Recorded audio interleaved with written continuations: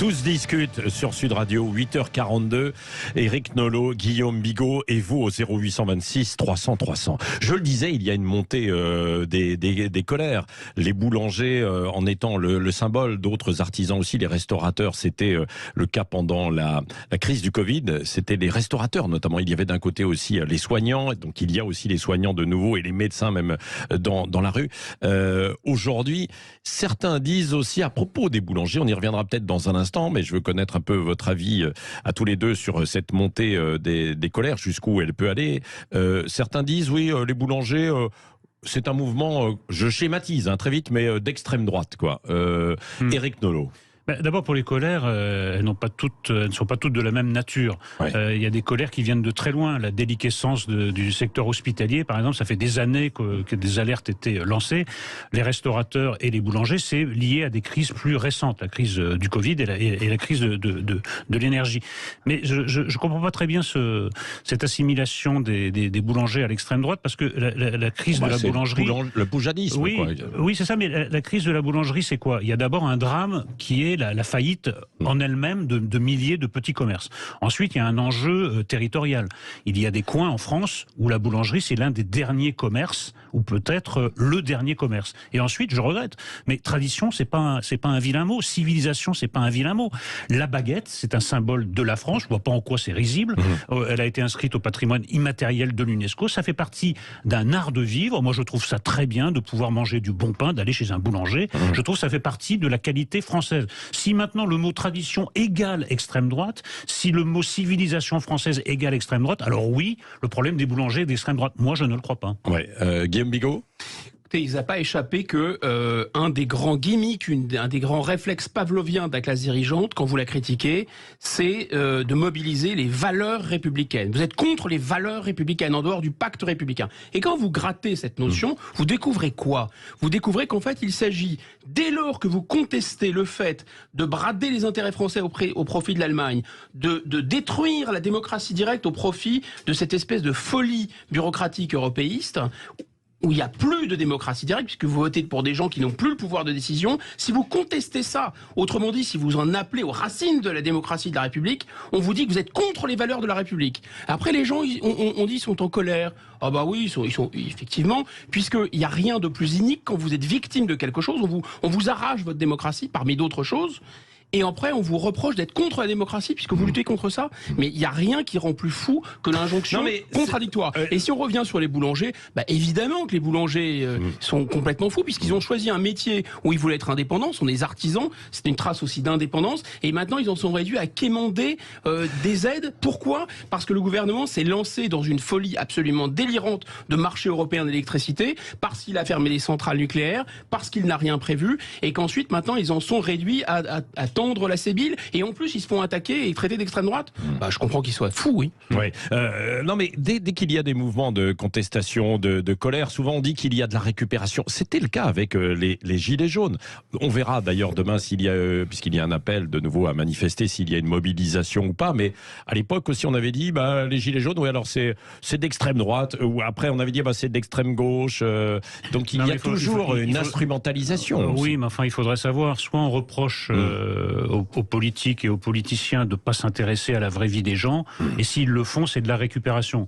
Il me semble que, à partir des enjeux que j'ai rapidement esquissés tout à l'heure, la moindre des choses, c'est de s'intéresser au sort des boulangers, et c'est quand même très très étrange, en effet, d'en laisser l'exclusivité à Monsieur Bardella, qui occupe le terrain. Tout le monde devrait être sur ce terrain. Alors ils ont été reçus en même temps. Oui, d'accord, mais moi je parle des partis politiques. Les partis politiques, voilà, je trouve que l'anomalie n'est pas que Monsieur Bardella aille voir des boulangers, l'anomalie c'est que tous les partis n'en aient pas fait de même. Il y a quelque chose qui ne va pas. Est-ce qu'il y a une manière noble de faire de la politique qui est de la faire depuis les cieux de l'idéologie, et une manière qui serait ignoble, c'est d'ailleurs d'aller sur le terrain? Là non plus, je ne le crois pas. Je crois que c'est tout à fait complémentaire. La boulangerie, ça fait partie de l'identité française au sens le plus positif de cette expression. Je trouve que tous les partis devraient s'en préoccuper, puisqu'ils s'intéressent à la France. Effectivement, la récupération et aller sur le terrain, c'est les deux faces d'une même pièce. Donc si c'est au service des notables et des non-foires, eh bien c'est aller aller sur le terrain, si c'est au service des factieux qui contestent les valeurs républicaines, c'est-à-dire la folie européiste, là, pour le coup, c'est de la récupération. De la même façon, le complotisme, enfin écoutez, le complotisme et le machiavélisme, quelqu'un peut me donner la différence? Toute politique, par définition, est récupératrice. C'est le fait de la politique de récupérer et de s'approprier des sujets de société pour les tirer dans son camp et dans sa vision de la société. Et toute politique, je ne dis pas est complotiste, mais elle est au moins machiavélique. Évidemment, c'est les moyens accusent, la fin excuse, c'est normal, c'est la politique.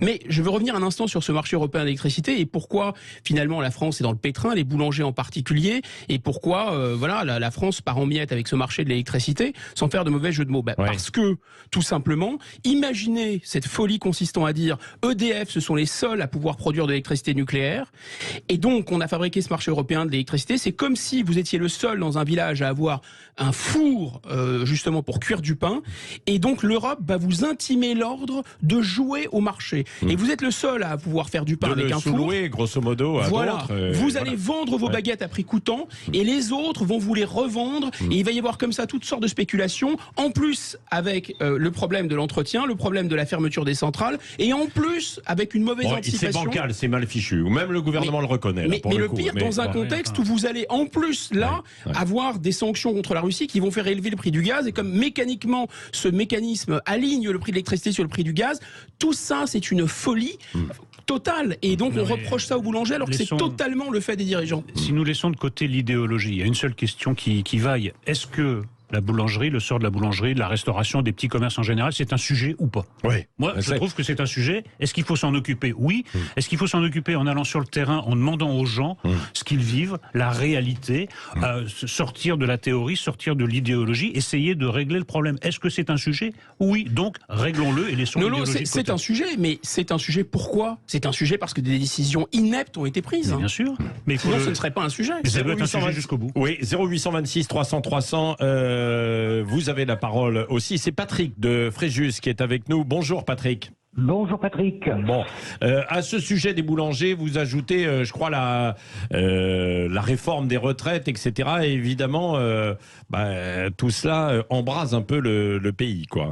Alors je suis d'autant plus tranquille de parler de ça. Ça fait 10 ans que je suis à la retraite, donc je suis pas concerné. Non. Mais franchement, avec tout ce qu'il y a actuellement, ça pouvait pas attendre début septembre cette réforme de retraite, parce que là, je vais vous dire, c'est une bombe atomique qu'ils mettent en place, et la colère sociale, elle va exploser encore plus qu'elle a pu exploser. Et je ne comprends pas. Mais comme dirait quelqu'un que tous les trois vous connaissez bien, c'est Pascal Praud de CNews.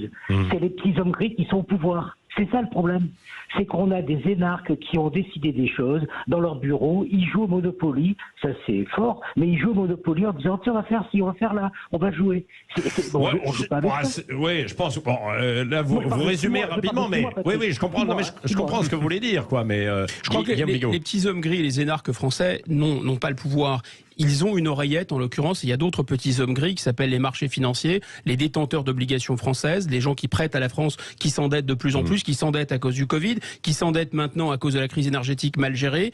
Et ces gens-là, évidemment, ils sont obligés d'en tenir compte et ils leur parlent dans l'oreillette, et notamment la Banque Centrale Européenne, et ils leur disent il faut faire la réforme des retraites tout de suite, parce que sinon il faut faire rentrer de l'argent dans les caisses. Donc ça, il y a une urgence à cette réforme des retraites qui est liée à la dynamique de l'endettement. Oui, et il faut montrer des signes positifs, quoi, des gages. Des gages. C'est ça, en quelque sorte. En fait, ces gens, les petits hommes gris, ce sont les mandataires de gens qui sont les actionnaires. Ouais. Est-ce que vous croyez qu'il peut y avoir un nouveau mouvement des Gilets jaunes, Éric Nolot? Moi, par intuition, peut-être je serais démenti par les faits. J'ai l'impression qu'on est passé à un autre stade, c'est-à-dire on est passé de la révolte et de la colère au système D. C'est-à-dire que les gens de base sont beaucoup plus préoccupés de finir le mois, de passer entre les gouttes, plutôt que de relancer un mouvement collectif.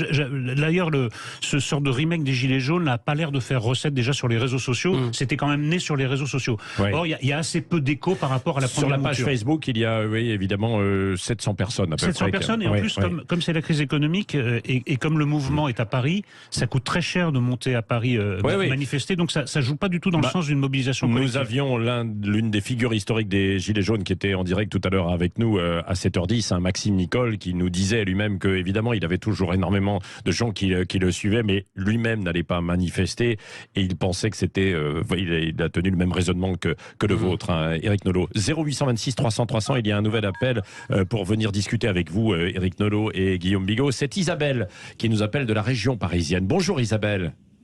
Bonjour tout le monde. Bon, Isabelle, vous voulez réagir aussi, vous avez la parole. Absolument. Moi, je suis syndic de copropriété, donc j'ai sous ma responsabilité un certain nombre de copropriétaires, et je vois tous les jours des copropriétaires affulés. Alors, en réalité, nous avons la loi sur la résilience, donc les contrats, les travaux à réaliser sur les 10 années. Ouais. Un petit souci de liaison avec. Oui, allez-y, parce qu'on vous a pas la loi sur les 10 ans. Ça, on a entendu. On n'a pas entendu le deuxième argument. C'est la loi sur la résilience et le climat, c'est les accords de Grenelle, qui obligent donc effectivement les copropriétaires à se mettre à jour en fonction des passoires énergétiques. Ouais. Ce sont des travaux qui coûtent une fortune. Ouais. On a des problèmes de gaz. On arrive maintenant à passer des budgets qui étaient à 10 000 euros, on les passe à 30 40 000 euros. Nos assureurs nous disent on augmente de 10%, nos entreprises de 10%. Est-ce que effectivement on a un gouvernement qui est prêt à prendre en main toutes ces problématiques, mais vraiment toutes ces problématiques? Comment faisons-nous? Alors moi, au niveau de mon métier, je peux vous dire que les gens sont acculés, ils peuvent pas vendre leurs biens. Parce que les banques suivent pas. Et puis en plus, avec une passoire énergétique, c'est impossible. Ils peuvent pas le louer parce qu'ils vont avoir une lettre pourrie. Ils peuvent pas payer parce que le salaire n'a pas suivi tout ce qu'on nous demande actuellement. Comment faisons-nous? Moi, je suis de 69. Donc je suis évidemment prise dans la réforme, des retraites. Mesdames et messieurs du gouvernement, comment je peux faire mon métier en assemblée générale tous les jours en tenant donc le patrimoine du pays, parce que c'est quand même ça qu'on fait, nous, on défend le patrimoine du pays, en tenant tout ça. Comment voulez-vous que je le fasse jusqu'à 67 ans? Pardon. Isabelle, restez en ligne avec nous. Éric Nolot et puis Guillaume Bigot. Votre intervention est très intéressante, madame, parce qu'elle traduit un sentiment. Voilà, c'est ça. Elle traduit un sentiment très général, celui d'un désordre général, celui d'un délabrement général.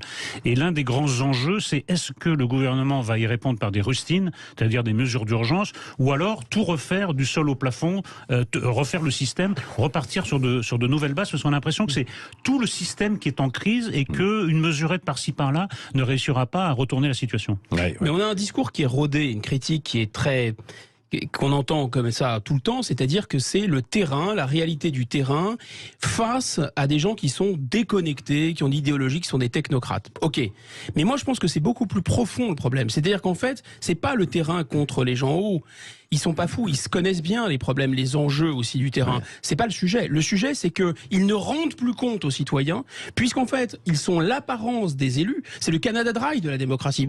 Il y a des élections toujours, mais ils ne rendent plus compte aux élus puisque ils ont les marchés financiers et l'Europe au-dessus de la tête. Et ils doivent rendre des comptes à d'autres. Et donc, on a un mécanisme où la politique se transforme en management d'entreprise. C'est-à-dire un directeur d'une boîte, il a des salariés, et vous le savez bien, mais en fait, il a surtout des actionnaires et il obéit à ses actionnaires, il n'obéit pas à ses salariés. La démocratie est fondamentalement voilée, comme une roue de vélo qui est voilée. Et dans ces conditions, c'est difficile, quoi qu'il en soit, de mener aussi des réformes. Évidemment. Surtout que les gens ne les demandent pas, ces réformes, ils n'en veulent pas, mais on leur fait manger de force. Mais est-ce qu'on va essayer de redresser de force la roue voilée ou changer la roue? C'est tout pour filer la métaphore.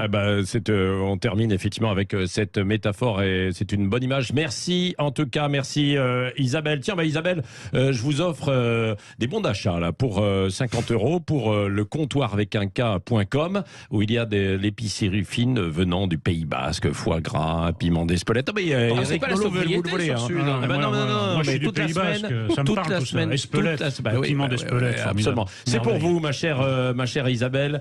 Merci beaucoup. pour vous Merci. donner du Je vous souhaite courage. Une très bonne année. Bon, bonne année Bonne aussi année. à vous, malgré évidemment l'amoncellement de nuages, comme vous nous l'avez annoncé, évidemment avec votre intervention. 0826 300 300, vous continuez d'appeler, notamment chez Jean-Jacques Bourdin tout à l'heure, notamment chez André Berkoff et puis aussi Valérie Dexpert. Et ce soir dans Les Vraies Voix, bien sûr avec Philippe David et Cécile de Ménibus. Demain matin, ce sera Jean-Marie Bordry aux manettes. Et puis n'oubliez pas le nouveau rendez-vous de 10h à 11h, l'heure libre.